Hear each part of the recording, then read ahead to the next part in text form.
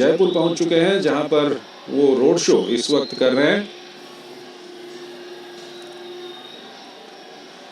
पुराना शहर यानी कि परकोटा इलाके के अंदर ये रोड शो इस वक्त किया जा रहा है और आदर्श नगर, हवा महल, किशनपोल विधानसभा क्षेत्र हैं जो इस रोड शो के जो रास्ता है उसमें पड़ते हैं। तो काफ़ी महत्वपूर्ण प्रधानमंत्री का ये रोड शो है जयपुर का। और इससे पहले दिन में आज प्रधानमंत्री ने राजस्थान में चुनावी रैलियां भी की और अब प्रधानमंत्री जयपुर पहुंच चुके हैं, जहां उन्होंने अपने रोड शो की इस वक्त शुरुआत कर दी है। भारी संख्या में लोग वहां पर पहुंचे हुए हैं प्रधानमंत्री के स्वागत के लिए। आप देख सकते हैं इन दृश्यों में भारी भीड़ वहां पर दिखाई दे रही है।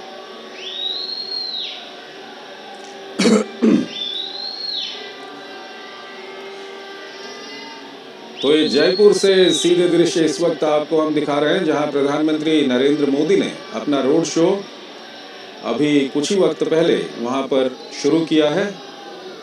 भारी संख्या में लोग जो रोड शो का रास्ता है उसके दोनों ओर जमा हैं प्रधानमंत्री की एक झलक पाने के लिए, प्रधानमंत्री का अभिवादन करने के लिए।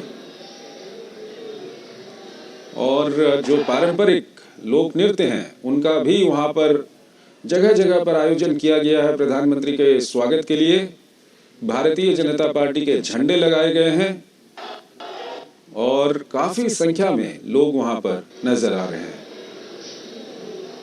और जो जानकारी हमको अभी तक प्राप्त हुई है उसके अनुसार पुराना शहर यानी कि जो परकोटा इलाका है जयपुर का, वहां इस रोड शो का आयोजन किया जा रहा है।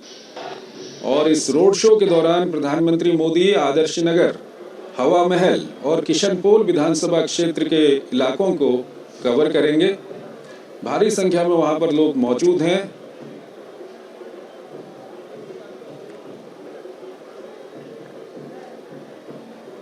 भारतीय जनता पार्टी के झंडे लेकर वहां पर लोग पहुंचे हुए हैं और ये दृश्य इस वक्त हम आपको दिखा रहे हैं।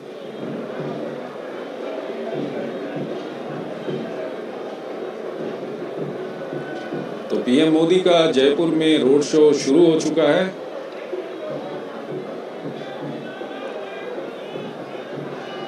और जगह जगह पर जो रोड शो का रास्ता है वहां पर दोनों ओर लोग खड़े हैं, प्रधानमंत्री का अभिवादन कर रहे हैं। प्रधानमंत्री भी हाथ हिलाकर लोगों का अभिवादन वहां पर स्वीकार कर रहे हैं और जय श्री राम के नारे वहां पर लगाए जा रहे हैं। ये आवाज़ें आप तक भी पहुंच रही होंगी वहां से। और ये जो दृश्य आप देख रहे हैं उसमें प्रधानमंत्री हाथ हिलाकर लोगों का अभिवादन स्वीकार कर रहे हैं। सड़क के दोनों ओर भारी संख्या में वहां पर लोग मौजूद हैं। लोग प्रधानमंत्री पर पुष्प वर्षा कर उनका स्वागत कर रहे हैं। तो काफ़ी महत्वपूर्ण प्रधानमंत्री का ये रोड शो है। राजस्थान में विधानसभा चुनाव हो रहे हैं और इन विधानसभा चुनाव के दौरान प्रधानमंत्री लगातार राजस्थान के कई इलाकों में चुनावी रैलियां कर चुके हैं। और ये प्रधानमंत्री का रोड शो इस वक्त आप देख सकते हैं। इससे पहले भी कल प्रधानमंत्री ने राजस्थान में ही रोड शो किया था और आज जयपुर में प्रधानमंत्री रोड शो कर रहे हैं।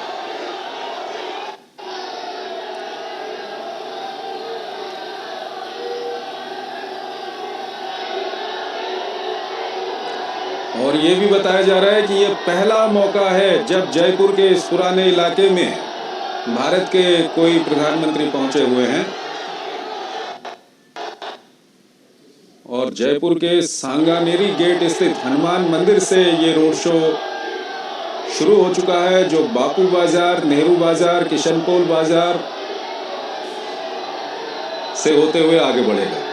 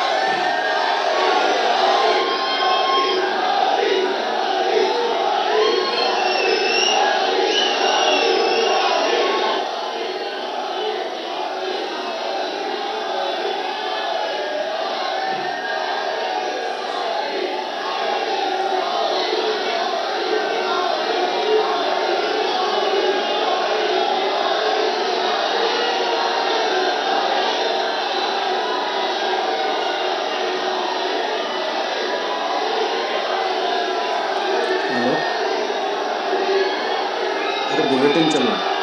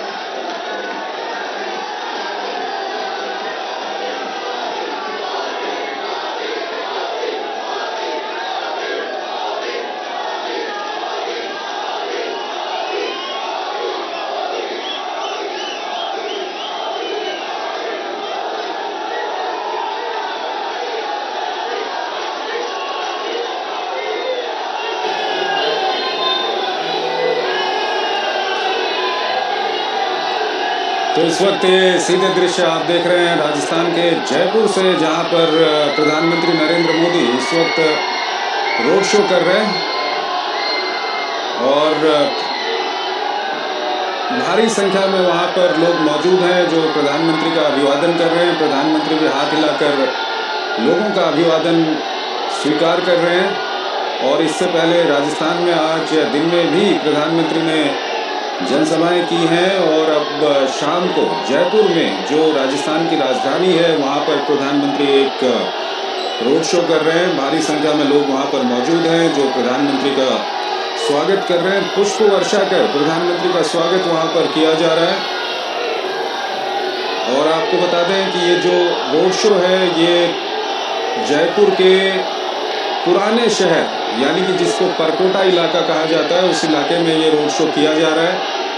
और अपने रोड शो के दौरान प्रधानमंत्री मोदी आदर्श नगर, हवा महल और किशनपोल विधानसभा क्षेत्र को कवर करेंगे। यानी कि वो ये 3 विधानसभा क्षेत्र हैं जो प्रधानमंत्री के रोड शो के रास्ते में पड़ते हैं। तो ये सीधे दृश्य इस वक्त हम आपको दिखा रहे हैं जयपुर से, जहां पर पीएम मोदी का रोड शो इस वक्त चल रहा है और सड़क के दोनों ओर भारी संख्या में लोग वहां पर मौजूद हैं जो प्रधानमंत्री का अभिवादन कर रहे हैं। पुष्प वर्षा कर प्रधानमंत्री का वहां पर स्वागत किया जा रहा है और प्रधानमंत्री भी हाथ हिलाकर लोगों का अभिवादन वहां पर स्वीकार कर रहे हैं।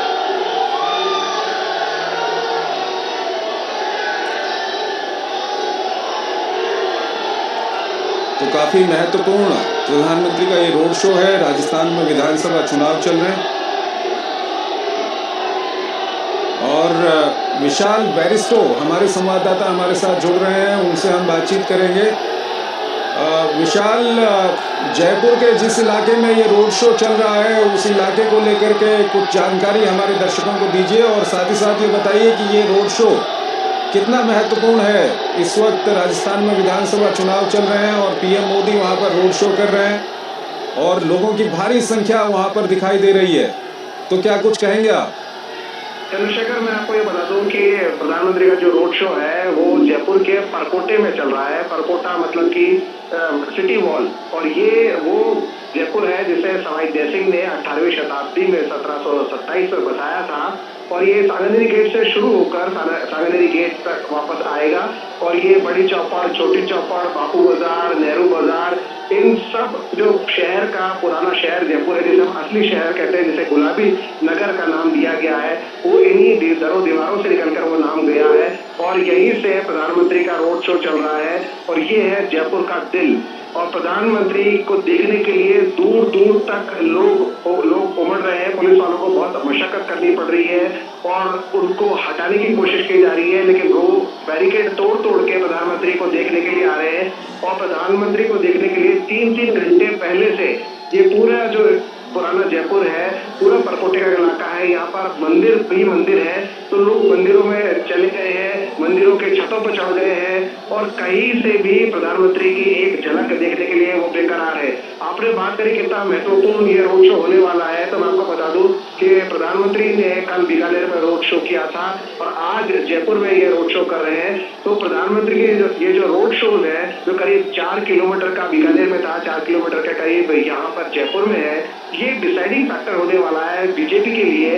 हालांकि बीजेपी काफी कॉन्फिडेंट है, लेकिन प्रधानमंत्री की मौजूदगी बीजेपी के लिए मास्टर स्ट्रोक साबित होती है। चंद्रशेखर, बिल्कुल विशाल, जो अभी तक हमारे पास जानकारी है उसके अनुसार प्रधानमंत्री यहाँ पर आदर्श नगर, हवा महल और किशनपोल, ये 3 विधानसभा क्षेत्र हैं जिनके इलाकों को प्रधानमंत्री यहाँ पर कवर करेंगे। कुछ दर्शकों को इसके बारे में जानकारी आप दे सकते हैं?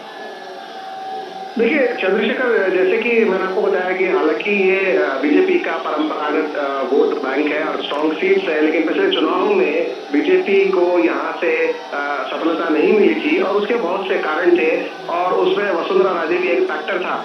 लेकिन इस बार बीजेपी कोई कसर नहीं छोड़ रही है और मैं आपको ये बता दूं कि प्रधानमंत्री के साथ जो जीप है, जिस गाड़ी में वो चल रहे हैं, जिस गाड़ी में उनका रोड शो हो रहा है, उसमें उन्होंने सीपी जोशी को अपने साथ लिया है। सीपी जोशी को कुछ ही दिनों पहले रिप्लेस करके, सतीश पूनिया को रिप्लेस करके सीपी जोशी को प्रदेश अध्यक्ष बनाया गया। सीपी जोशी ब्राह्मण कैंडिडेट है, चित्तौड़ से वो आते हैं और अपने हिंदुत्व के लिए वो जाने जाते हैं और उनको साथ में लेना एक सीधा सीधा मैसेज है कि बीजेपी जो है अपने हिंदू वोट को इंटैक्ट करना चाहती है। और मैं आपको ये बता दूं कि हवा महल से उन्होंने एक हाथोज का जो मंदिर है उसके महंत को उन्होंने कैंडिडेट बना के उतारा है, बाबा बाल मुकुंद को।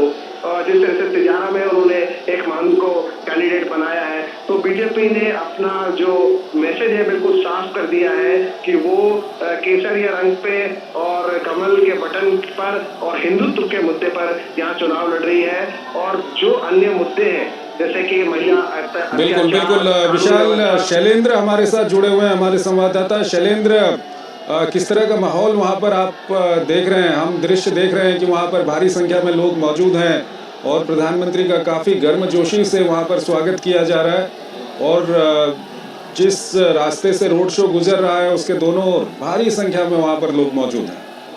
बिल्कुल चंद्रशेखर, आप देखें सड़क के दोनों तरफ बड़ी संख्या में न केवल बीजेपी कार्यकर्ता बल्कि जयपुर के आम लोग, जिसमें हम युवा देख रहे हैं, जिसमें हम महिलाएं देख रहे हैं, हर वर्ग के लोग इसमें मौजूद। और निश्चित तौर पर ये तस्वीरें बताती हैं कि दुनिया के सबसे लोकप्रिय नेता किसी भी राज्य में, किसी भी शहर में जब जाते हैं और खासतौर पर जब चुनाव प्रचार के दौरान इस तरह के रोड शो बीजेपी की तरफ से प्रधानमंत्री नरेंद्र मोदी के आयोजित किए जाते हैं, तब हम ये तस्वीरें देखते हैं, लोगों का प्रेम देखते हैं। छतों पर लोग खड़े होकर प्रधानमंत्री नरेंद्र मोदी का अभिवादन करते हैं, हाथ हिलाकर स्वागत करते हैं, नजदीक से उन्हें देखना चाहते हैं, पुष्प वर्षा होती है और ये तस्वीरें दिखाती है। कल बीकानेर में भी दिखा था कि किस तरह से प्रधानमंत्री नरेंद्र मोदी का स्वागत करने के लिए, उनका अभिनंदन करने के लिए जनता बहुत उत्सुक दिखाई दे रही थी और किस तरह से लोगों का समर्थन और प्यार प्रधानमंत्री नरेंद्र मोदी को मिलता दिखाई दे रहा था। और हमने देखा कि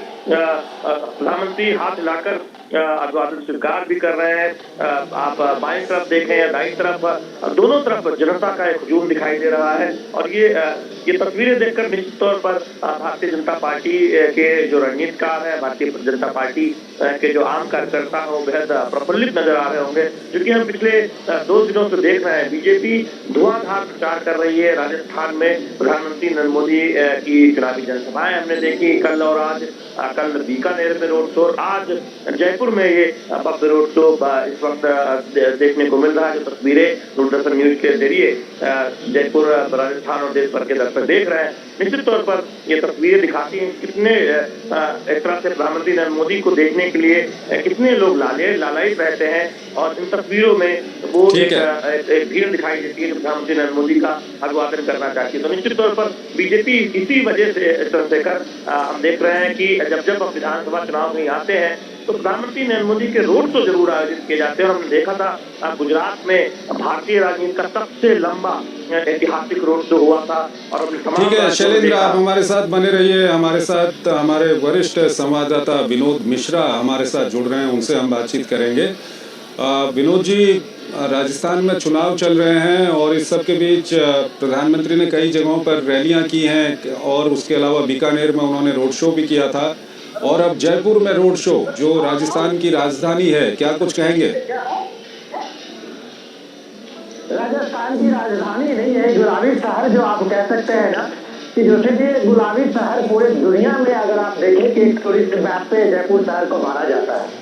राजे रजवाड़े से लेके और आज प्रजातंत्र की, आप लोकतंत्र की यही खूबी है। जब लोकतंत्र में प्रधानमंत्री रोड शो में एक एक आदमी से मिलते हैं, उनकी भावनाओं जो अभी आप देख रहे हैं इस सड़क पे तैर रही है लोगों की, तो ये लगता है ये लोकतंत्र में ही संभव है। जब ये प्राइम मिनिस्टर खुद सड़क पे आते हैं और वो चलते हुए लोगों के साथ में वो एक कम्युनिकेशन करते हैं, वो संवाद बनाते हैं, तो ये इस देश की जो ताकत है ना, ये समझ में आती है कि देश की जनता जो है वो कितना इम्पोर्टेंट है। तो ये गुलाबी शहर में इस तरह की जो आज ये रोड शो देख रहे हैं, वो नजारा कुछ खास इसलिए भी है कि राजस्थान में देखिए जो प्राइम मिनिस्टर मोदी की जो कैंपेनिंग है पिछले 4 दिन से, अब लगातार देखिए 4 दिन से जो लोगों के बीच जा रहे हैं, अपना रिपोर्ट कार्ड बता रहे हैं, भविष्य की योजनाएं बता रहे हैं, तो ये एक अद्भुत क्षण होता है जब एक पीएम, देश का पीएम लोगों से सीधा संवाद करता है, लोगों को अपनी योजनाओं के बारे में बताता है, लोगों के भविष्य का भारत की एक खाका सामने में रखता है और सामाजिक भागीदारी का एक देश बनाने के लिए लोगों को इसमें जुड़ने का आह्वान कर रहा है। राजनीति अलग है, चुनाव जीतने हारने में की बात तो अलग अलग पार्टी अपने अपने तरीके से अपने तर्कों से करती है, लेकिन सबसे इम्पोर्टेंट ये है कि इस पोलिटिकल पार्टी में अगर आप देखेंगे तो अपने मैसेज क्या दे रहे हैं। तो जब आप लोगों के लिए मैसेज देते हैं, दूसरे पार्टी का जब आप चुनाव प्रचार देखते हैं, राजनीतिक नेताओं के बड़े बड़े नेता स्टार प्रचारक अभी राजस्थान में है, कांग्रेस से लेके आम आदमी पार्टी से लेके सबने अपनी ताकत थोपी है, लेकिन जब वो एक मैसेज की बात होती है कि आप आम लोगों से संवाद करते हुए संवाद क्या दे रहे हैं, तब आपको लगता है वहाँ आपको एक फर्क लगता है। तो ये फर्क जो है पीएम जब रोड शो करते हैं और लोगों की बड़ी भागीदारी उसमें हुजूम साथ में चलते हुए देखते हैं, तब वो लगता है कि लोगों का कनेक्शन जो है, लोगों का कनेक्ट क्या है, ये आपको पीएम के रोड शो में दिखने को मिलता है। विनोद जी, 2008 में जयपुर में सीरियल ब्लास्ट हुए थे और पिछले दिनों जो जयपुर बम ब्लास्ट के आरोपी थे उनको कोर्ट ने बरी कर दिया क्योंकि उनके खिलाफ पर्याप्त साक्ष्य नहीं मिले थे और बीजेपी ने एक बड़ा मुद्दा इसको बनाया हुआ है। और प्रधानमंत्री का जो रोड शो आज जिस रूट पे चल रहा है, इस रूट के अधिकांश जगहों पर ये सीरियल ब्लास्ट हुए थे, इसको लेकर क्या कुछ कहेंगे? एक बड़ा मुद्दा बीजेपी ने इसको बना के रखा हुआ है। आप मान सकते हैं, आप ये देखिए कि ये आप हिंदुस्तान में अलग अलग कोने में, जिस आप कभी यूपी, आप राजस्थान की बात करें, अभी हम यूपी की बात करें, इससे पहले महाराष्ट्र की बात करें, ये 2009 का आपको याद होगा, 2008 से 9 दशक में जो एक सीरियल बम ब्लास्ट का एक किंग बना हुआ था। भारत के जो टूरिस्ट स्पॉट है, हिस्टोरिकल प्लेसेस है, रिलीजियस प्लेसेस है, वहाँ इस तरह के आतंकी हमले होते थे। लेकिन ये पता नहीं इस देश में सियासत की क्या एक मजबूरी है कि वो एक टेररिज्म को, एक बड़े फंडामेंटलिज्म को और सियासत में कैसे घालमेल करती है, इसका उदाहरण राजस्थान में दिख रहा है। और अब ट्रायल कोर्ट को यह कहना पड़ा कि इसमें जो ट्रायल हुई है वो कितनी, एक तो सुस्त हुई है, गिरफ्तार सुस्त थी। दूसरा, जो आपको ट्रायल कोर्ट में उसको पनिश करने के लिए या कानून के दायरे में लाने के लिए जो सबूत जुटाने थे, इन सारी चीजों का वहाँ किस तरह से दिखा, वो सारदार होते हुए दिखा। तो आपको ये मानना पड़ेगा कि जब तक वहाँ की पुलिसिंग, न्याय व्यवस्था में आप जब अच्छे ट्रायल करके, आप जब अच्छे इन्वेस्टिगेशन करके सामने में नहीं रखेंगे, तो इस देश में जो ये आतंकवाद के खिलाफ एक माहौल बना है, जो पिछले आप 10 साल से देख रहे हैं, वो संभव नहीं है जब तक कि आप मजबूती से उसको न्याय के कटघरे में नहीं खड़ा करेंगे। तो इस मामले में राजस्थान सरकार की एक बड़ी चूक थी कि इतने खतरनाक आतंकी को, जिसको एक सजा के रूप में उसको एक, यहाँ तक कि कोर्ट में फांसी की सजा भी मांग हुई थी, और उस अपराधी को, उस टेररिस्ट को आपने बाइज्जत रिहा करने की बात कह रहे हैं, तो ये माना जाएगा कि ये देश के आने वाले भविष्य के साथ में आप खिलवाड़ कर रहे हैं। वो 2008-9 दशक का जो आतंकी हमलों का एक सीरीज था, आप देश को उस बहाने पे ले जा रहे हैं। ये अफसोसनाक बात है, लेकिन ये अभी अब इसका प्रोसेस है। ये ऐसा हुआ नहीं है कि अभी इसके ट्रायल कोर्ट में होने से उसका केस खत्म हो जाता है, ये अभी लंबा चलेगा। लेकिन इसलिए राजस्थान की सरकार, मौजूदा सरकार की चूक हुई है। ठीक है विनोद जी, एक तरफ जी, विनोद जी अपनी बात पूरी कीजिए। जी जी, मैं यही कह रहा था कि लॉ एंड ऑर्डर जो है, आप ये देखें कि ये इसलिए होता है जब आप इस मामले में कोई सियासत का आप एक चेहरा बना, एक लाइन खींचते हैं। अब ये देखिए, पिछले दिनों जो राजस्थान में जितने दंगे हुए थे, जिस तरह से वहाँ पे एक माहौल बना था, इस माहौल के कारण में इसलिए था कि आप जस्टिस करते हुए नहीं दिख रहे थे। आप कहीं ना किसी कॉर्नर में एक सॉफ्ट कॉर्नर ले रहे थे। ये ठीक बात है कि एडमिनिस्ट्रेशन को इस रूप में अपना एक रोल करना पड़ता है, लेकिन लॉ एंड ऑर्डर में आपको एक मैसेज भी देना पड़ता है। और वो मैसेज आपको, बाबा अगर योगी आदित्यनाथ को लेकर लोग जितना भी बहस कर ले, लेकिन यूपी जैसे जगह पे आज अगर इस देश में पिछले 5 साल में एक भी दंगे नहीं हुए हैं, तो राजस्थान में ये संभव था। जो करने में अशोक गहलोत चूक गए हैं, शायद जो बीजेपी का आरोप है कि उन्होंने एक एपीजमेंट की तरह उस पर कोई ठोस कार्रवाई करते हुए नहीं दिखे, हो सकता है कि एक बड़ी वजह हो। विनोद जी, इसके अलावा बार बार जो भी वहाँ पर जनसभाएं हो रही हैं, चाहे वो प्रधानमंत्री की जनसभा हो या बीजेपी के दूसरे नेताओं की जनसभा हो, बार बार जो राजस्थान की सरकार है उस पर आरोप लगाया जा रहा है महिलाओं के खिलाफ अत्याचार का, लॉ एंड ऑर्डर की वहाँ पर जो सिचुएशन है वो काफ़ी ख़राब हो चुकी है। ये कितना बड़ा मुद्दा बन चुका है इन चुनाव में? बिल्कुल बड़ा मुद्दा है। अब अशोक गहलोत हर अपने जो प्रेस कॉन्फ्रेंस करते हैं या जो रैली करते हैं या अभी वो गारंटी यात्रा पे निकले हुए हैं, उनको ये सफाई देनी पड़ रही है। और वहाँ नेता अभी सफाई कांग्रेस के नेता दे रहे हैं कि चूंकि राजस्थान में FIR लॉज ज्यादा होता है, इसलिए केस ज्यादा दिखता है। तो ये आप इस मामले को इस तरह से छुपा नहीं सकते। आज सोशल मीडिया का दौर है, आप अगर FIR लॉन्च नहीं करेंगे तो ऑब्वियसली सोशल मीडिया पे वायरल होगी।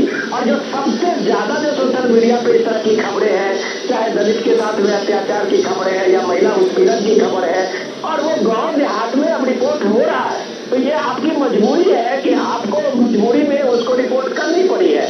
और अगर आपको रिपोर्ट करनी पड़ी है तो आपके एसबी डाटा में वो चीजें आएगी, और जब आएंगी तो आपको इसका जवाब भी देना होगा कि राजस्थान लगातार महिला उत्पीड़न के मामले में, महिलाओं के साथ में अभद्र व्यवहार करने के मामले में क्यों सबसे अव्वल रहा है, और सरकार कोई ठोस कार्रवाई करते हुए क्यों नहीं दिखी है। विनोद जी, इसके अलावा आज प्रधानमंत्री ने एक रैली के दौरान ये भी कहा कि ऐसा कोई पेपर नहीं जिसे कांग्रेस ने बेचा नहीं। दरअसल वो पेपर लीक का मामला वहाँ पर उठा रहे थे। इसको किस तरह से वहाँ पर बीजेपी इस मुद्दे को उठा रही है? देखिए, सच में ये मामला जो है पीएम मोदी का, अगर आप 2-3 मामले को देखें, वो किस तरह से करप्शन के इशू पे जो पूरी तरह से अशोक गहलोत सरकार को घेर रहे हैं, और और डेफिनेटली ये चीजें पिछले 2 साल से आप देखिए कि लोगों के जनमानस में कहीं से हर एक आदमी इस चीज के लिए, इंडिविजुअल जो बेरोजगार युवक चाहे वो सरकारी नौकरी के लिए तैयारी कर रहे हो या फिर दूसरे बिजनेस के लोग अपने अपने एक छोटा मोटा इंस्टीट्यूशन बनाने के लिए या दुकान करने के लिए कर रहे हो, उनके मन का जो सवाल है वो सवाल आप टीम अपने रैली में उठा रहे हैं। और ये इसलिए उठा रहे हैं कि जब आपके आज अगर इस तरह की कार्रवाई हो रही है, आज अगर ईडी की कार्रवाई हो रही है, उसमें लॉकर खुल रहे हैं, उसमें जो बैंकों में उनके पैसे जो रखे हुए वो लोगों के बीच सार्वजनिक हो रहे हैं, तो ये काम जब आज ईडी की कार्रवाई से हो रही है तो काश अगर 2 साल पहले वहाँ के एसीबी, वहाँ के जो क्राइम ब्यूरो है इस तरह की ठोस कार्रवाई करती तो शायद ये पेपर लीक चपरासी से लेके ऑफिसर तक का जो एक सीरीज था राजस्थान में शायद नहीं होता। आपको मैं एक बार याद दिला दूं कि सचिन पायलट ने पिछले महीने लगभग 3 महीने का इस पेपर लीक के खिलाफ में उन्होंने आमरण धरना यात्रा शुरू की थी और जयपुर शहर में उन्होंने धरना दिया था और कांग्रेस को ये बात माननी पड़ी थी कि ये उसके सरकार में सबसे बड़ी नाकामी है। ये खुद कांग्रेस के लोगों ने माना और ये बात कम से कम बीजेपी के लोग कहेंगे तो ये एक आरोप लगेगा, लेकिन खुद सचिन पायलट इस पेपर लीक के मामले में राज्य सरकार को घेरते हुए नजर आए और उन्होंने एक तरह से उसको बड़ा मुद्दा बना दिया था। लेकिन आज अगर प्राइम मिनिस्टर मोदी इस चीज को उछाल रहे हैं तो सचिन पायलट चुप है। आज वो इस कार्रवाई पे करने के लिए कोई जो एजेंडा उन्होंने बनाया था उस एजेंडा को सचिन पायलट आज की रैलियों में अपनी जनसभाओं में नहीं उठा रहे हैं, लेकिन पीएम मोदी उनके बचे हुए काम को आगे बढ़ा रहे हैं और वो कह रहे हैं कि ये भ्रष्ट सरकार है। जब एक नौजवान की कोई नौकरी छीन के दूसरे को पैसे लेके दे रहा हो तो आप कह सकते हैं कि एक्सपीरियंस इंडिया के साथ ये बड़ा धोखा है। विनोद जी, आज ये जो राजस्थान में कांग्रेस की ओर से मैनिफेस्टो जारी किया गया है, इसमें फिर चिरंजीवी स्वास्थ्य बीमा की राशि को 25 लाख रुपए से बढ़ाकर 50 लाख रुपए करने, 4 लाख सरकारी नौकरियों की बात की गई है, 10 लाख नए रोजगार की बात की गई है, किसानों का कर्ज माफ करने की बात की गई है, एमएसपी के लिए कानून बनाने की बात की गई है, 400 रुपये में गैस सिलेंडर की बात की गई है। तो ये वैसे ही वादे हैं जैसे छत्तीसगढ़ में और साथ ही साथ मध्य प्रदेश में भी कांग्रेस इस तरह के वादे कर रही है, जिसके लिए बीजेपी की ओर से आरोप लगाया गया है कि फ्री की रेवड़ियां बांटने की कांग्रेस की आदत हो चुकी है इन चुनावों में। ये बीजेपी के लिए कितनी बड़ी चुनौती वहां पर है? देखिए जी, ये देश जो है वहाँ लोग जनता को बहुत अंडर एस्टिमेट करते हैं। उनको लगता है कि हम ये लोग वाले वादे करके और चुनाव हम जीत जाएंगे, सत्ता में दोबारा आ जाएंगे। ऐसा होता नहीं है। ऐसा इसलिए नहीं होता है कि पहले तो बात ये है कि जो सरकार में होती है पॉलिटिकल पार्टियां वो वादे इतना कर नहीं पाती है, क्योंकि उनको अपना एक लिमिट पता होता है। अपोजिशन में जो पार्टियां होती है उनको पूरा खुला आकाश होता है, वो जितना दे दे, चांद दे दे, तारे दे दे, सबको जमीन से उतार के दे दे। लेकिन जो सरकार में पार्टी होती है उसके साथ में एक लिमिटेशन होता है, उनके पास रिप्रेजेंटेशन कम होते हैं कि वो इस चीज को बता सके लोगों को। और अगर ये बात अगर 25 लाख की जनजीवी योजना की बात वो आज सीधे सीधे 50 लाख, राहुल गांधी ने सिर्फ यही तो कहा था कि हम सबसे ज्यादा अपने स्वास्थ्य स्कीम में पैसा दे रहे हैं, अगर इसको थोड़ा और बढ़ा दे तो शायद और लोगों की सहूलियत होगी। राहुल गांधी के सिर्फ एक जनसभा में इतना कहने के साथ ही 1 घंटे के बाद अशोक गहलोत सरकार से ये आ जाता है उसका वादा कि इसको हम 50 लाख कर रहे हैं। तो जो आपको करना नहीं है उसको अगर आप 1 करोड़ भी कर दे तो क्या फर्क पड़ता है? अगर आपको करना है तो आप लोगों को इसका बजट बता सकते हैं कि हम जो ये 1 करोड़ या 50 लाख करने जा रहे हैं उसके पीछे हमारा ये बजट है और उसको लेके हमारी ये तैयारी है। आपने राहुल गांधी ने एक बात कही और 1 घंटे में आपने 25 का 50 कर दिया, तो ये जो फेक है ना वो नैरेटिव आपका आज की तारीख में नहीं चलता है। दूसरी बात कि आप ये देखिए कि एंटी इनकम्बेंसी का लोड जिस तरह से छत्तीसगढ़ में सरकार की थी, वहाँ भूपेश बघेल की सरकार के खिलाफ में थी, वो उससे ज्यादा अभी राजस्थान में अशोक गहलोत के खिलाफ में है। लॉ एंड ऑर्डर के सिचुएशन से लेके हर मामले, करप्शन से लेके तो इन सांप्रदायिक दंगों के मामले में इन सारे चीजों को लेके अब अशोक गहलोत के सामने में यही विकल्प है कि वो अपना जो समाज कल्याण का जो उनका कुछ काम है जिसको वो अभी मार्केट में अपना बाजार में, इलेक्शन बाजार में उतार सकते हैं, तो वो वही उतारने का काम किया। आपको याद होगा कि राहुल गांधी 50 दिन में ये पहली बार इस हफ्ते में 2 रैलियां किया। इससे पहले राहुल गांधी की राजस्थान में नो एंट्री थी। तो आप समझ सकते हैं कि अशोक गहलोत जानता था कि आप ये वादे की झाड़ी लगा के राजस्थान में कुछ बड़ा अचीव नहीं कर लेंगे। राहुल गांधी की जितनी आबादी उससे उतना हाथ, ये नारे से आप राजस्थान में कुछ नहीं कर पाएंगे। तो अशोक गहलोत ने एक तरह से राहुल गांधी की एंट्री को, पॉलिटिकल रैली को एक तरह से बैन किया हुआ था। अब ये लास्ट सीजन इस इलेक्शन के में ये अंतिम फेज है जहाँ पे इसका चुनाव का प्रचार प्रसार बंद हो जाएगा 4 दिन के बाद। तो अब राहुल गांधी का यहाँ अपीयरेंस होता है और वो गेस्ट अपीयरेंस में ये वादे के साथ साथ अपनी बड़ी बड़ी बातें कहने लगे हैं। लेकिन अशोक गहलोत को पता है कि उनको जो अपना समाज कल्याण का जो उनका अपना कुछ काम है, जो एजेंडा है, उसी को वो साथ में रखेंगे। और ये इतनी बड़ी जो गारंटी यात्रा वो पिछले महीनों से कर रहे हैं, तो लोगों को बता रहे हैं कि जितना हम काम अभी तक किया है उसको आगे रखेंगे और इसमें हम कम से कम 20-25 और जोड़ेंगे। तो लोग भी जब आप पूछ रहे हैं ना, जब आप सरकार रहते हुए नहीं किया तो आप अगली सरकार बनने पर क्या करेंगे, ये बात लोगों के पास सामने में एक सबसे बड़ा सवाल बन के खड़ा है। इसके अलावा विनोद जी, अगर हम कांग्रेस की बात करें तो कांग्रेस के अंदर एक तरफ सचिन पायलट धड़ा, दूसरी तरफ अशोक गहलोत का धड़ा, उसके अलावा लाल डायरी का भी मामला सामने आया। जो कांग्रेस पार्टी के अंदर का भीतरघात है वो कितना बीजेपी के लिए प्लस पॉइंट है यहाँ पर? देखिए, ये बताना जरूरी है, इस रोड शो के चलते चलते कांग्रेस का काफिला चल रहा है, लेकिन ये चर्चा हमने बहुत अच्छा की इसमें शुरुआत की है कि सबसे इम्पोर्टेंट है कि आप देखिए कि छोटे छोटे चीजों को हम लोग मैंने अननोटिस कर देते हैं, उस चीज को भले अपने पॉलिटिकल कन्वर्सेशन में उसको नहीं लाते हैं। आप अभी 2 दिन पहले सचिन पायलट ने अभी एक प्रेस कॉन्फ्रेंस में कहा था, एक रिपोर्टर ने जैसे उनको पूछा कि अब आप रैली में खुल के हिस्सा ले रहे हैं तो क्या ये जो दूरियां है वो कम हो गई है, तो उनका जवाब था सचिन पायलट का कि हम ये रैली और ये इलेक्शन में का जो हमारा प्रचार प्रसार है वो हम मल्लिकार्जुन खड़गे के कहने से, पार्टी अध्यक्ष के कहने से कर रहे हैं। तो मतलब साफ है कि वो ये कह रहे हैं कि हमें कहा गया है कि तुम चुनाव मैदान में अपनी भूमिका निभाओ, तो इसलिए हम यहाँ आगे हैं, बशर्ते कि उनका अपना कोई स्टेक नहीं है। Number 1 point. नंबर 2, उन्होंने कहा कि इस चुनाव में अगर हार की होती है, अगर हम सरकार में नहीं बनाने पाने की स्थिति हो तो इसकी जिम्मेदारी मेरी नहीं है। इसका मतलब वो ये भी कह रहे हैं कि 2018 में जैसा उन्होंने कैंपेन किया था और सचिन पायलट ने लीड लिया था और अचानक जब सरकार बनने की हुई तो 10 जनपद से अशोक गहलोत का नाम आया और वो चीफ मिनिस्टर बन गए थे। तो ये बात कर रहे हैं कि इस बार ऐसी नहीं है, इस जीत हार में मेरी कोई भूमिका नहीं है, अगर ये हार है तो सिर्फ अशोक गहलोत की हार होगी। तो इतना क्लियर कट मैसेज के बाद लोगों को समझने में कोई दिक्कत नहीं है। दिक्कत इसलिए नहीं है कि वो बात जानते हैं कि अशोक गहलोत सिंगल हैंडेडली इस पूरे इलेक्शन को अपने फंड से या जो भी चीजें हो ये इलेक्शन को लड़ रहे हैं, उसमें प्रियंका गांधी और मल्लिकार्जुन खड़गे उनके साथ होते हुए दिख रहे हैं। लेकिन कांग्रेस पार्टी को ये पता है कि अगर सचिन पायलट की भूमिका इसमें ज्यादा बढ़ेगी तो अशोक गहलोत भी पैर पीछे खींच सकते हैं। तो ये कथम जो है वो अभी भी राजस्थान के चुनाव में आखिरी फेज तक चल रहा है।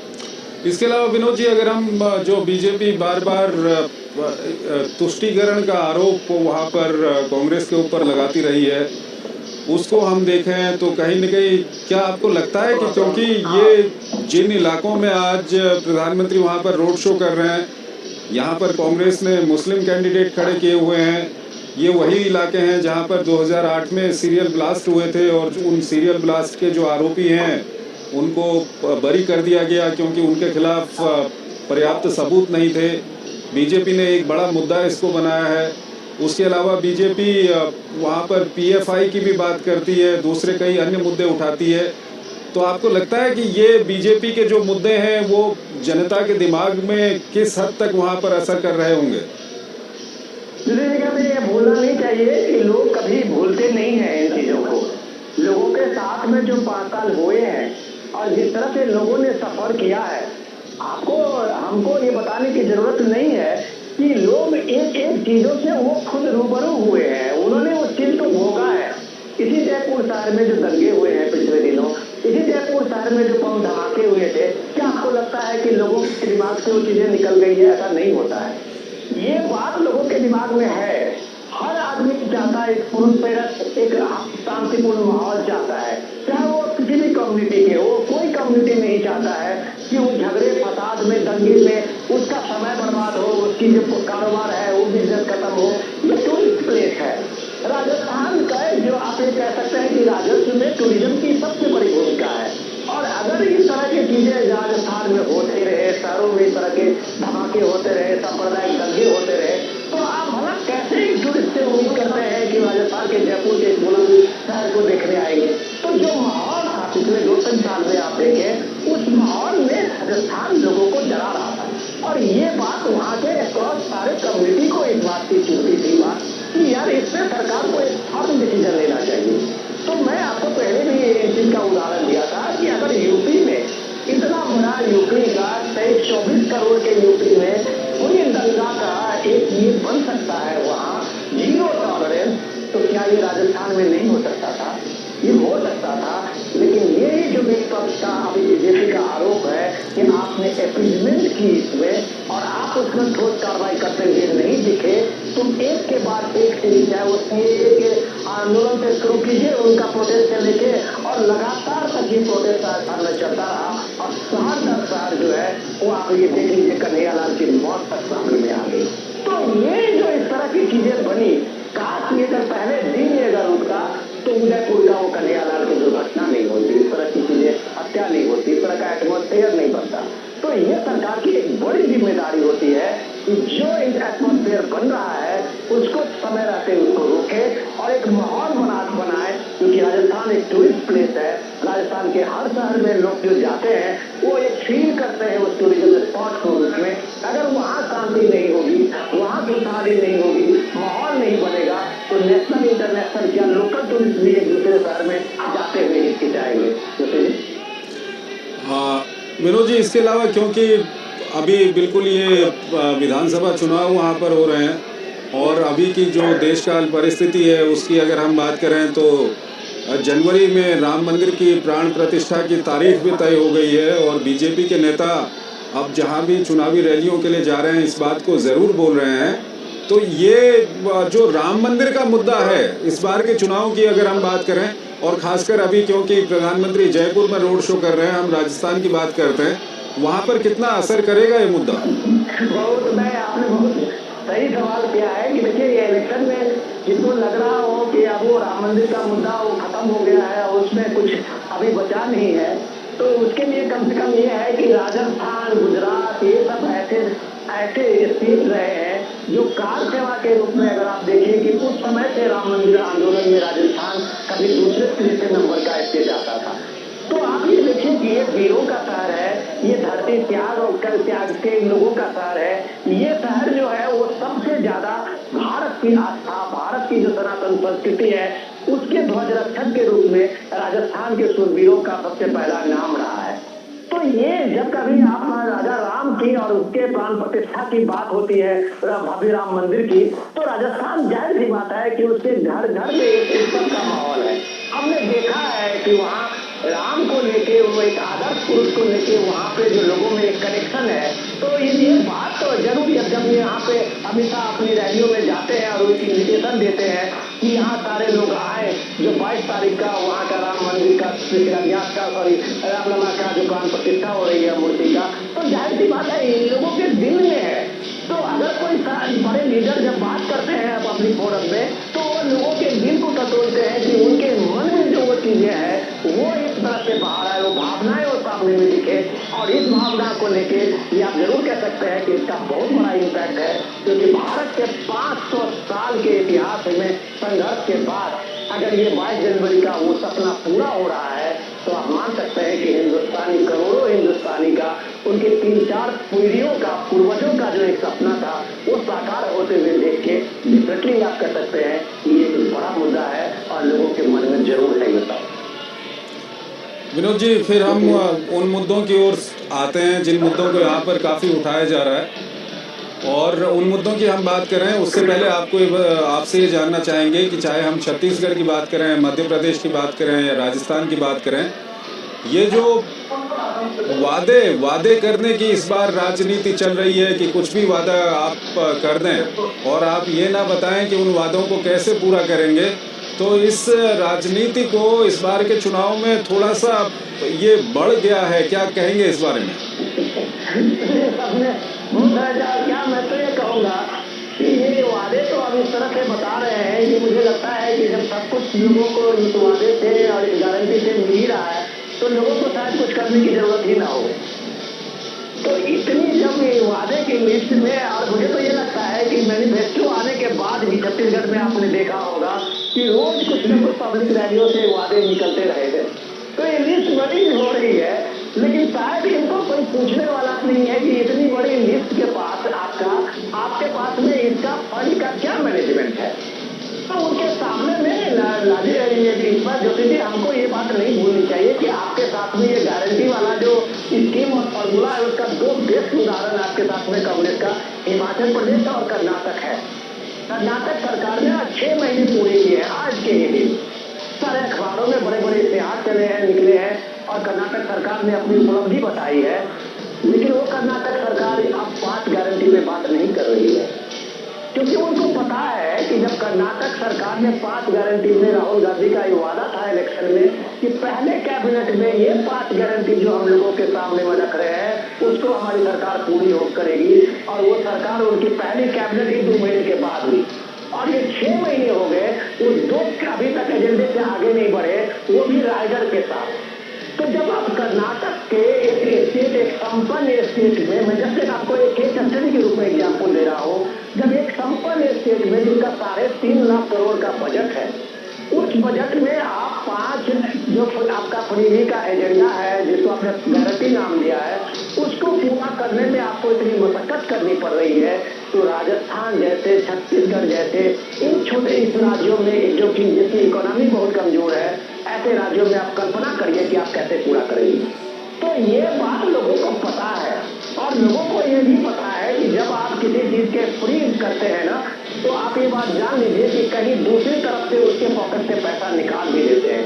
ये वही राजस्थान है जिसमें आपने 1 महीना पहले कहा कि हम गैस को कोई 500 रुपये गैस देंगे, और अगले महीने में आपने पेट्रोल और डीजल का दाम वैट बढ़ा दिया। तो आप सोच लीजिए उसी जनता को उसी वैट के रूप में आपने पैसा भी पॉकेट से ले लिया।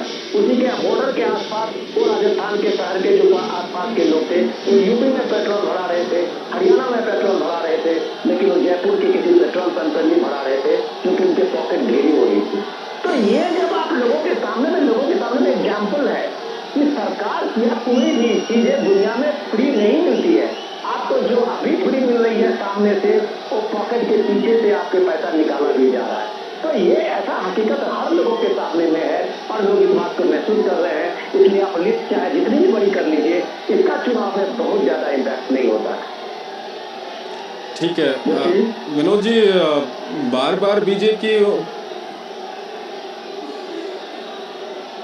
विनोद जी आप हमारे साथ बने रहिए। हम हमारे संवाददाता शैलेंद्र मिश्र भी हमारे साथ जुड़े हुए हैं। शैलेंद्र, ये जिस तरह का रिस्पांस मिल रहा है वहाँ पर प्रधानमंत्री के रोड शो को, क्या कुछ अंदाजा लगा सकते हैं इससे? निश्चित तौर पर देखिए बीजेपी काफी प्रसन्न होगी। राजस्थान बीजेपी के नेता इसी तरह के रिस्पांस की उम्मीद कर रहे थे, और यही वजह है कि कल जब बीकानेर में जब एक भव्य रोड शो देखने को मिला प्रधानमंत्री नरेंद्र मोदी का, उसके बाद जब तमाम बीजेपी नेताओं से हम लोगों ने बातचीत की, उनका कहना था कि जयपुर में जो रोड शो होगा वो उससे भी भव्य होगा। और वही ये तस्वीरें दिखा भी रही हैं किस तरह से लोगों का एक रिस्पांस दिख रहा है, लोगों का उत्साह दिख रहा है। और यही वजह है कि हम भारतीय जनता पार्टी के चुनाव प्रचार की रणनीति को देखें तो उसमें चुनावी जनसभाओं के साथ साथ राज्य के बड़े शहरों में रोड शो के कार्यक्रमों को भी रखा जा रहा है। बीते हम अगर 2 वर्षों से तमाम विधानसभा चुनाव को देखें तो प्रधानमंत्री नरेंद्र मोदी के लंबे बड़े भव्य रोड शो हुए हैं। गुजरात के अहमदाबाद का ऐतिहासिक रोड शो सभी को याद है, और बीकानेर में राजस्थान में हमने देखा कि किस तरह से एक रिस्पॉन्स देखने को मिला। और आज ये जो भारी भीड़ है बताने के लिए काफी है। जो तस्वीरें इस वक्त दर्शक देख रहे होंगे, सड़क के दोनों तरफ इसमें लोग इकट्ठा हैं, सभी वर्ग के लोग हैं। और निश्चित तौर पर बीजेपी प्रसन्न हो रही होगी प्रधानमंत्री नरेंद्र मोदी के रोड शो में तस्वीरें देखकर। तो निश्चित तौर पर प्रधानमंत्री नरेंद्र मोदी भी हाथ हिलाकर अभिवादन कर रहे हैं, अभिनंदन स्वीकार कर रहे हैं। और हमने देखा है कि दुनिया के सबसे लोकप्रिय नेता के तौर पर प्रधानमंत्री नरेंद्र मोदी जाने जाते हैं, और वो कहीं भी जाते हैं, खासतौर पर जहाँ पर चुनाव होता है उन राज्यों में जहाँ रोड रोड शो करते हैं, इस तरह का एक जबरदस्त रिस्पॉन्स देखने को मिलता है, न केवल बीजेपी कार्यकर्ताओं का बल्कि आम लोगों का, आम शहर के लोगों का। और हम देख रहे हैं कि सड़क के दोनों तरफ वो दिखाई दे रहा है और दोनों हाथों से कई जगहों पर प्रधानमंत्री नरेंद्र मोदी अभिवादन स्वीकार करते, अभिवादन करते हुए नजर आते हैं। तो निश्चित तौर पर ये तस्वीरें भारतीय राजनीति में एक तरह से कहें कि एक दुनिया के सबसे लोकप्रिय नेता के रोड शो की तस्वीरें हैं, जो दिखाती हैं कि वो कितने न केवल एक संवाद कौशल के धनी है, बल्कि किस तरह से जनता से कनेक्ट हुआ जा सकता है, कितने माध्यमों से कनेक्ट हुआ जा सकता है। और खासतौर पर जब चुनाव प्रचार का मौका होता है पार्टी के लिए, तो कोई कोर कसर प्रधानमंत्री नरेंद्र मोदी नहीं छोड़ते हैं। ये तस्वीरें ये बयान करती हैं।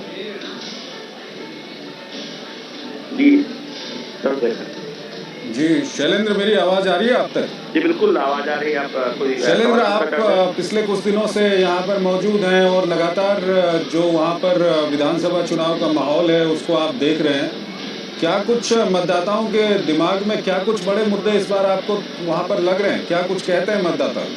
देखिए, पहली बात तो है कि हम जानते हैं कि राजस्थान के विधानसभा चुनाव को एक तरह से बीजेपी एक तरफ और कांग्रेस एक तरफ, इस तरह से पीछे आप कई दशकों से देखें तो कांग्रेस वर्सेस बीजेपी का चुनाव ऐसा है। लेकिन कांग्रेस के लिए मुद्दा ये है कि जो एक राष्ट्रीय स्तर पर जो उन्होंने गठबंधन बनाया है, उसके तमाम गठबंधन सहयोगी एक तरह से देखें वो दमखम लगा रहे हैं, वो उस कांग्रेस के गठबंधन का हिस्सा नहीं है, यानी वो अलग चुनाव लड़ रहे हैं, वो अपनी अलग राजनीतिक जमीन पर लड़ रहे हैं। तो कांग्रेस के लिए चुनौती है। दूसरी बात है कि जिन मुद्दों को बीजेपी ने उठाया है राजस्थान में अशोक गहलोत सरकार के खिलाफ, वो बड़े मुद्दे बनते हुए दिखाई दे रहे हैं। और कांग्रेस का जो घुसरा पसराया, कांग्रेस उसमें भी एक तरफ से देखें उन मुद्दों की छाप दिखाई देती है, चाहे महिलाओं के लिए एक सुरक्षा व्यवस्था की बात हो, क्योंकि राजस्थान के आंकड़े बताते हैं कि महिला अत्याचार के मामले में राजस्थान एक अग्रणी प्रदेश है।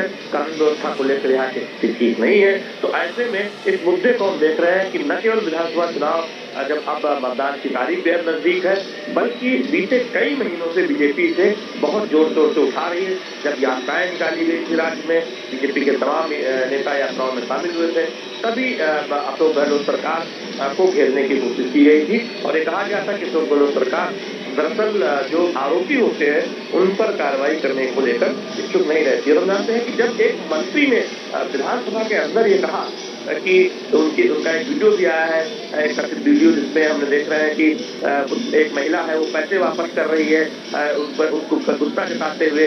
तो दरअसल जब उन्होंने बयान दिया कि राजस्थान मर्दों का प्रदेश है और उस बयान की इतनी निंदा हुई, चौतरफा आलोचना हुई कि महिला अत्याचार इसलिए होते हैं यहाँ पर ज्यादा, क्या ऐसा कोई नेता कैसे कह सकता है? और बीजेपी ने सवाल ये उठाया कि उसी वक्त राजस्थान की गहलोत सरकार ने या फिर कांग्रेस के आला कमान ने निर्देश क्यों नहीं दिए कि उस नेता को मंत्रिमंडल से हटाया जाए, और न केवल उसे मंत्रिमंडल में बनाए रखा गया बल्कि विधानसभा चुनाव में टिकट भी दिया गया, यानी कांग्रेस के टिकट पर वो उम्मीदवार भी है, चुनाव भी लड़ रहे हैं। तो ऐसे में इस मुद्दे को बीजेपी ने बहुत बड़े स्तर पर पूरे राजस्थान में उठाया है कि देखिए, एक तरफ बीजेपी है जो चाहती है कि महिला के लिए राजस्थान सुरक्षित हो, और दूसरी तरफ कांग्रेस पार्टी की सोच दर्शाता है कि एक ऐसा शर्मनाक बयान जो नेता देता है उसे मंत्रिमंडल भी बनाए रखा जाता है, उसे टिकट भी दिया जाता है। और उसके हम जानते हैं कि तमाम ऐसी घटनाएं हुई जिसमें आरोप लगे कि राजस्थान की सरकार ने ठीक से उस पर गंभीरता से संज्ञान नहीं लिया, आरोपियों पर कार्रवाई नहीं की। तो ये एक बहुत बड़ा मुद्दा हम राजस्थान में बनता हुआ दिखाई देख रहे हैं। सुरक्षा व्यवस्था का जो मुद्दा है वो बहुत एक तरह से कहें बड़े स्तर पर ये उठता हुआ दिख रहा है। दूसरी बात ये, हाल के 2-3 दिनों में देखें, प्रधानमंत्री नरेंद्र मोदी ने जब से अपनी चुनावी जनसभाओं में इस बात को उठाया है कि पेट्रोल राजस्थान में 10 से 12 रुपये प्रति लीटर ज्यादा मिलता है, कीमत पर मिलता है पड़ोसी राज्यों के मुकाबले, हरियाणा हो, उत्तर प्रदेश हो, गुजरात हो, तब से हम देख रहे हैं कि ये बहुत बड़ा चर्चा का विषय है कि आखिर कांग्रेस जो लगातार केंद्र सरकार से कहती रहती है कि महंगाई से राहत दिलाने के लिए कदम उठाने चाहिए, जब केंद्र सरकार ने तमाम कदम उठाए, बीजेपी शासित राज्यों ने कदम उठाए, पेट्रोल डीजल पर वैट कम किए, राजस्थान ने और कांग्रेस शासित राज्यों ने कदम क्यों नहीं उठाए? और यही वजह है कि यहाँ पर 11 रुपये तक पेट्रोल महंगा मिलता है और बीजेपी ये कह रही है कि अगर उसकी सरकार बनती है, भाजपा राज्य में सत्ता में आती है, तो पेट्रोल की कीमतों की समीक्षा होगी। तो ये एक बहुत बड़ा मुद्दा हम बनता दिखाई दे रहे हैं। इसलिए भी इस पर हमने देखा कि अशोक गहलोत की प्रतिक्रिया आई, उन्होंने एक सफाई देने की कोशिश की कि राजस्व की जरूरत होती है या फिर जो तमाम उन्होंने एक तरह से अपना सफाई में बातें कही। तो ये एक ऐसा मुद्दा है जो काफी चर्चा का विषय बनता हुआ नजर आ रहा है। तीसरी बात यह है कि विकास को लेकर हम देखते हैं कि बीजेपी एक तरह से दो तस्वीर सामने रख रही है, जनता को बता रही है कि देखिए एक तरफ केंद्र सरकार की कल्याणकारी योजनाएं हैं, एक तरफ कोरोना के दौरान गरीबों के भूख की चिंता प्रधानमंत्री नरेंद्र मोदी ने की, 80 करोड़ लोगों को मुफ्त राशन दिया, 5 साल उसे और आगे बढ़ाने की बात है। तो दूसरी तरफ राजस्थान सरकार ने क्या किया है, युवाओं के भविष्य के साथ खिलवाड़ किया है, पेपर लीक का मामला है, लाल डायरी का मामला है, करप्शन का मामला है और तमाम योजनाओं में उतनी गंभीरता नहीं दिखाई है राजस्थान सरकार ने जो केंद्र सरकार की योजनाएं हैं, लिहाजा राजस्थान में उतना उसका लाभ नहीं मिल पाया है। तो ये एक तुलनात्मक जो तस्वीर भारतीय जनता पार्टी के नेता रख रहे हैं, वो उस पर भी हम देख रहे हैं कि रिस्पॉन्स भी कांग्रेस की तरफ से कई बार दिखाई देता है। तो निश्चित तौर पर हम ये कह सकते हैं कि राजस्थान सरकार के दावे बनाम जो बीजेपी और केंद्र सरकार के दावे हैं, वो भी एक तरह से देखें कि बहुत एक बड़ा मुद्दा बनता हुआ दिखाई दे रहा है। क्योंकि आप देखिए कोटा में चुनावी जनसभा हुई और कोटा देश भर में कोचिंग के एक बड़े केंद्र के तौर पर उभरा है, युवा वहाँ पर तैयारी के लिए आते हैं और कुछ जो राजस्थान की तमाम परीक्षाओं में जो पेपर लीक का मुद्दा है वो बहुत एक तरह से देखें चुनाव प्रचार के दौरान बीजेपी की तरफ से छाया हुआ है कि राजस्थान की सरकार भविष्य के साथ, युवाओं के भविष्य के साथ खिलवाड़ करती है। तो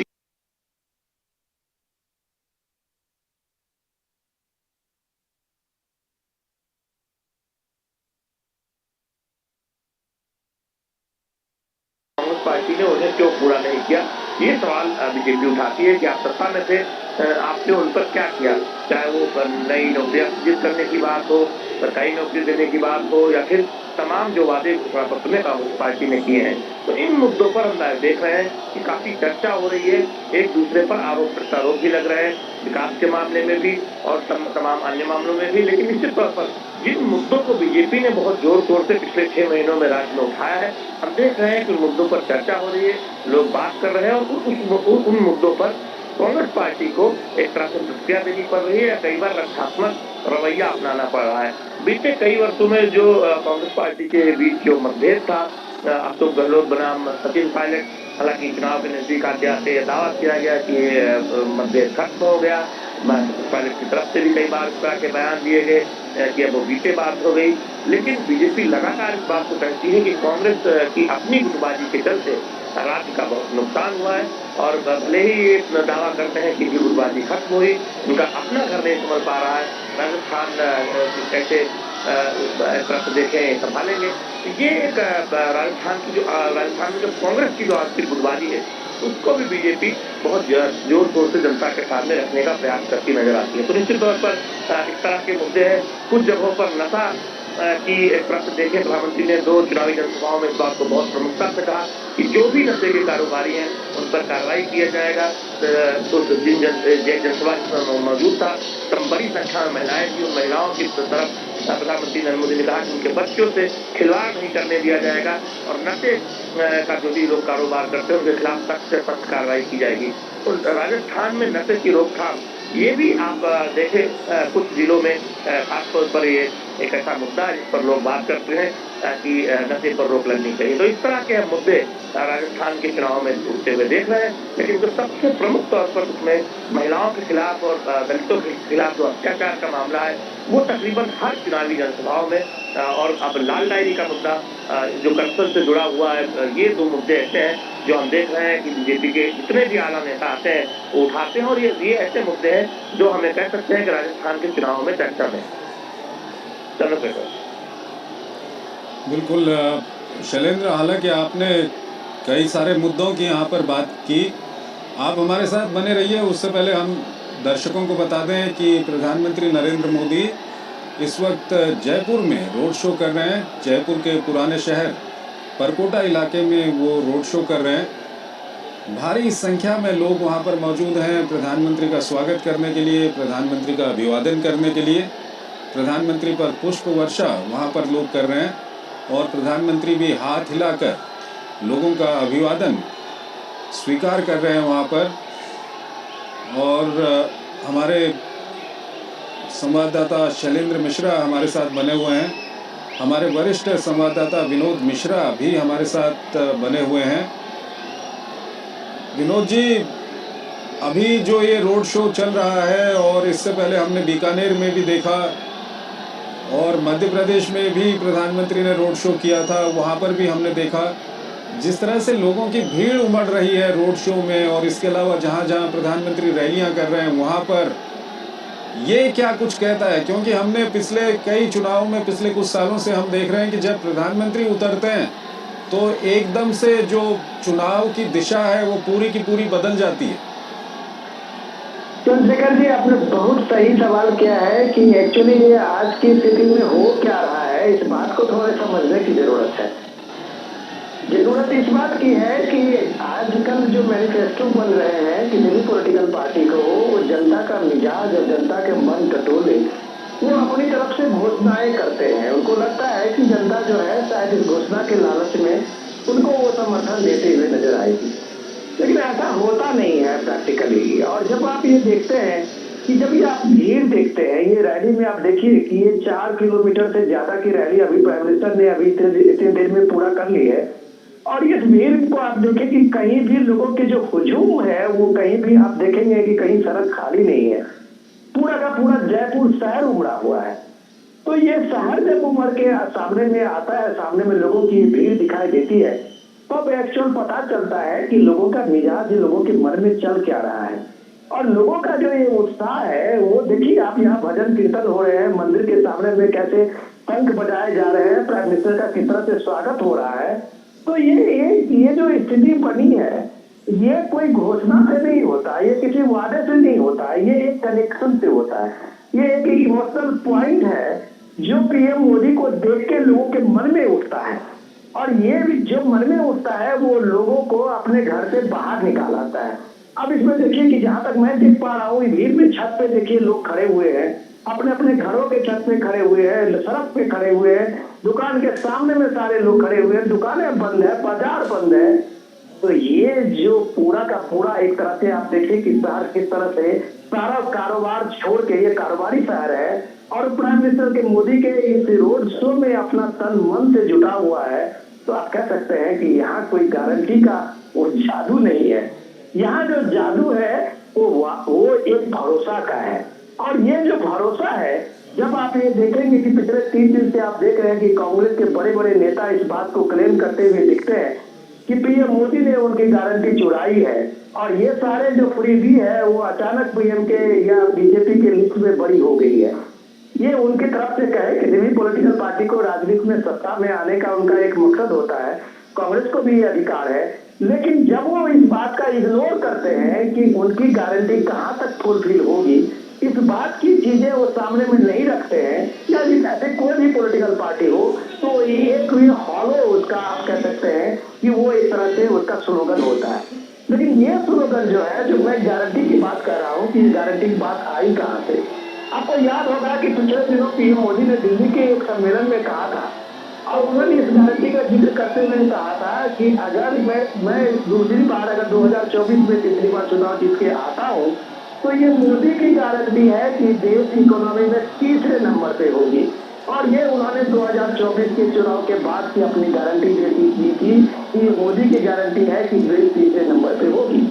इसी तरह से ये गारंटी के बाद पीएम मोदी ने एक जनसभा में की, और उस जनसभा में कहते हुए दिखे कि ये मेरी गारंटी है कि हर गरीब के घर का छत होगा, जो 3 करोड़ लोगों का घर इस योजना में पूरा करके दिए हैं। उन्होंने कहा कि हमने करके दिखाया है कि 12 करोड़ लोगों को शौचालय मिला है। उन्होंने करके दिखाया कि वहाँ 7 करोड़ से ज्यादा लोगों को गैस मिला है उज्ज्वला स्कीम में। उन्होंने ये करके दिखाया है कि हर घर बिजली का जो उनका वादा था वो हर गांव तक बिजली पहुंची है, हर घर बिजली पहुंची है। तो ये मोदी की गारंटी है। तो इस गारंटी को लेकर जब वो इलेक्शन रैली में जाते हैं और ये बात कहते हैं, राजस्थान में जोर शोर से ये बात कहते हैं ये मोदी की गारंटी है, तो लोगों में ये भरोसा जगता है कि मोदी जो कहता है वो पूरा करता है। और जो गारंटी की बात आप कह रहे हैं या बड़े 14 गारंटी लेके आप राजस्थान में अभी अशोक गहलोत घूम रहे हैं, शायद उन लोगों को ये बता रहे हैं कि हमने ये गारंटी पूरी की, अब ये लिस्ट में जो गारंटी है उसको हम आगे पूरी करेंगे, लेकिन लोगों को पक्का यकीन है कि ये आपसे नहीं होगा। तो ये भीड़ अभी इस यात्रा में आप किसी भी पॉलिटिकल पार्टी का ये आप रैली देख लीजिए, उनकी जनसभाएं देख लीजिए, आप रोड शो देख लीजिए, आपके रोड शो में ये लंबी भीड़, ये लंबी कतारें, ये लंबा रोड शो, ये शायद अभी हिंदुस्तान में आप चाहे जहां भी चले जाए, चाहे नॉर्थ ईस्ट चले जाए, नॉर्थ के कर्नाटक के किसी शहर में चले जाए और दूसरे शहर उड़ीसा में चले जाए, अगर पीएम मोदी का रोड शो में ये ललक जो लोगों की है आपको बराबर देखेगी। ये सिर्फ बनारस में आप नहीं देखेंगे जहाँ के कंस्टिट्यूंसी से वो एमपी है, ये लगभग हर शहर में है। ये गुजरात में इतनी भीड़ आपको नहीं दिखेगी जहाँ उन्होंने 15 साल अपना एक चीफ मिनिस्टर रहते हुए और 20 साल एक कार्यकर्ता के रहते हुए बिताया है। ये पूरे देश में है। तो आप जब जननायक कहते हैं, आप एक नेशनल लीडर और एक उम्मीद का लीडर आप देखते हैं, आप जब ये कहते हैं, जो सरेंद्र बता रहे थे कि प्राइम मिनिस्टर मोदी को कैसे लोग अपना पासपोर्ट के रूप में देखते हैं कि उसका क्रेज कैसे बढ़ा है, इंडिया के पासपोर्ट की कैसे दुनिया में वैल्यू बढ़ी है, तो लोग जो चाहे बाहर जा रहे हो, चाहे वो इंफ्रास्ट्रक्चर के रूप में अभी कहीं देश में कहीं जा रहे हो, चाहे तीर्थ स्थान पे कहीं वो जा रहे हैं, ये परिवर्तन जो देखा है ये मोदी का भरोसा है और हर आदमी इस गारंटी को मोदी की गारंटी से कनेक्ट करते हैं। चंद्रशेखर जी बिल्कुल, लेकिन इस सब के बीच विनोद जी, क्योंकि आप राजनीतिक जो मामले हैं उनकी काफ़ी अच्छी जानकारी रखते हैं, बीजेपी का राजस्थान में कोई घोषित मुख्यमंत्री पद का वहाँ पर दावेदार नहीं है और कई जगहों पर इसका फ़ायदा भी पार्टी को हुआ है। क्या कुछ आपको लगता है इसका क्या कुछ असर वहाँ पर होगा? देखिए, ये बात आप बिल्कुल सही कह रहे हैं, आपका कहना वाजिब है और प्राइम मिनिस्टर मोदी हर सभा में कहते हैं कि ये हमारा निशान कमल है, हमारा जो चुनाव का प्रतीक है वही हमारा सबसे बड़ा ये है। तो ये संगठन में जो लोग हैं उनको एक तरह से वो मैसेज हुए देखते हैं कि हमारा निशान कमल, और जब वो बात वो कहते हैं मोदी की गारंटी है तो ये भी बात समझनी पड़ेगी कि जब वो कहते हैं कि डबल इंजन की सरकार, तो वो ये बात को बताते हैं कि मोदी उस इंजन का एक सबसे आगे का एक इंजन है। और ये इंजन को आप ये देखें, और ऐसा नहीं है, जो लोग समीक्षक राजनीतिक समीक्षक इसकी बात बताते हैं कि राजस्थान में मोदी की गारंटी है, एमपी में मोदी की गारंटी है, छत्तीसगढ़ में मोदी की गारंटी है, सब जगह कमल का निशान जो है वही उनका एक सिंबल बना हुआ है, वही लीडरशिप है। तो ये बात आज पहली बार नहीं हो रहा है। आप त्रिपुरा के चुनाव में देखिए, वहां भी मोदी का कमल निशान और मोदी ही थे गारंटी में। वहां आप जितने चुनाव का अभी आप उत्तर प्रदेश उत्तराखंड में देख लीजिए, आप उत्तर प्रदेश में देख लीजिए, ये सारे गुजरात में आप देख लीजिए, ये सारे चुनाव अभी जो पिछले दशक में हुए हैं, पिछले 5 साल में हुए हैं, हर चुनाव में मोदी ही चेहरा थे और हर चुनाव में लोगों ने मोदी के ही भरोसा करके वहां चुनाव का में बीजेपी को जिताया है। और ये अलग बात है कि विधानसभा के जीते हुए कैंडिडेट ने अपने अपने अपने अपने तरफ से अपने नेता को चुना है, सदन का नेता चुना है, लेकिन फिर इन सारे चुनावों में मोदी ही रहे हैं। तो ये बात आपको माननी पड़ेगी कि राजस्थान कोई एक्सपेरिमेंट नहीं है। अभी अभी आप देख लीजिए कि वहां भी भूपेश बघेल को इतना ये माना जाता था कि सबसे कद्दावर फेस है उनका, लेकिन चीफ मिनिस्टर के रूप में कांग्रेस ने उनका नाम भी घोषित नहीं किया था। तो ये अलग अलग पार्टी की जब अपने बारे में तर्क अलग देते हैं और बीजेपी के बारे में अलग तर्क देते हैं, तो ये तर्क शायद जस्टिफाई नहीं होता है। लोग हर बात में कहा जाता है, कांग्रेस में कहा जाता है कि आला कमान फैसला करेंगे, राजस्थान के बारे में भी सचिन पायलट कर रहे हैं कि चीफ मिनिस्टर कौन होगा वो आला कमान फैसला करेंगे। तो मोदी तो ये बात कहते हैं कि जीते हुए जो एमएलए हैं वो चुन के उस बात को तय करेंगे कि उनका नेता कौन होगा। अभी इन सभाओं में, अभी इस इलेक्शन